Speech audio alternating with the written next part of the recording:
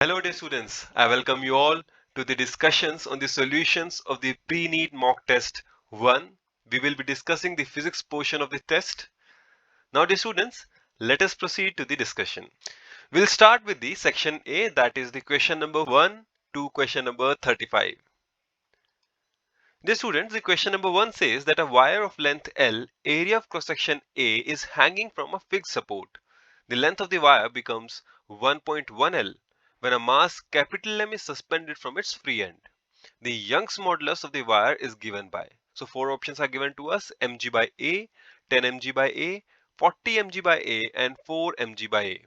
We'll start by solving this question and we'll acknowledge this fact that the Young's modulus of a wire is given as the ratio of stress with the strain. Stress is given as the restorative force per unit area and the strain is written as the fractional change in the length. Herein, it is given the mass which is suspended from the end of the wire is equal to capital M. So the stress will be equal to capital mg by A and delta L will be equal to 1.1 L minus L divided by L. This will give us a value of mg by A divided by 0.1, that is 10 mg by A. We can clearly see that the correct answer for this question should be option number 2. So the answer is option 2. Now let us proceed to the next question. The next question says a cylinder contains hydrogen gas. The molar mass is given as capital M at pressure P and the temperature is T. If R is the universal gas constant, then the density of the gas is given as. So four options given to us are Pt by Rm, Rt by Pm, Pm by Rt and Rp by Tm. Dear students, from the ideal gas equation, we can write down that PV will be equal to N into R into T, where P is the pressure, V is the volume, N is the number of moles, R is the universal gas constant and T is the absolute temperature. This can be further written as small m by capital M, where small m is the mass of the gas and capital M is the molar mass, into RT. Further on, we can write down that P will be equal to small m by V into RT by M, or M by V, which is equal to the density of the gas, can be written as Pm by RT. And hence for this question we can clearly see that the correct answer should be option number 3. Now let us solve the question number 3. Question 3 says light of average flux of 10 watt per centimeter square falls on a non-reflecting surface at normal incidence having surface area 40 centimeter square.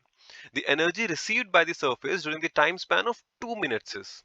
Now dear students, the energy can be written to be equal to the intensity multiplied by area. Please note that this will be power and we multiply it with time. So this will be energy. We can substitute the given values. Intensity is given as, here it is given as to be equal to 10. Area is given to be equal to 40. So this will be the value in watts because intensity is given in watt per centimeter square and area is given in centimeter square. So the unit centimeter square will get cancelled out. We multiply it with time. Now time should be in SI units, that is in seconds. So that will be 2 minutes into 60, that is this much seconds. On solving this further, we get a value of equal to 48,000 joules or 48 kilojoules. And hence for this question the correct answer turns out to be option number 4. Now let us proceed to the question number 4. In this question, two bodies of mass 1 kg and 2 kg are tied to an ideal string. The string passes over a smooth pulley as shown in the figure. The acceleration of the 2 kg block is. Dear students, to solve these kind of problems, we can use the shortcut formula that the acceleration can be written to be equal to m1 minus m2 divided by m1 plus m2 into g. And we can substitute the values, m1 to be equal to 2, so this will be 2 minus m2 to be equal to 1, so 2 minus 1 by 2 plus 1 into g, and this will be equal to g by 3. Now dear students, as the 2 kg mass is heavier, it will be moving downwards while the 1 kg mass will be moving upwards. Both will be having the same magnitude of acceleration. In this question, the acceleration of 2 kg block is asked. So the answer will be g by 3 downwards. And hence, for this question, the correct answer turns out to be option number 1. Now let us solve the question number 5. In question 5, the mean free path of the gas with molecular diameter d and the number density n can be expressed as. It is given that T is the temperature and P is the pressure of the gas.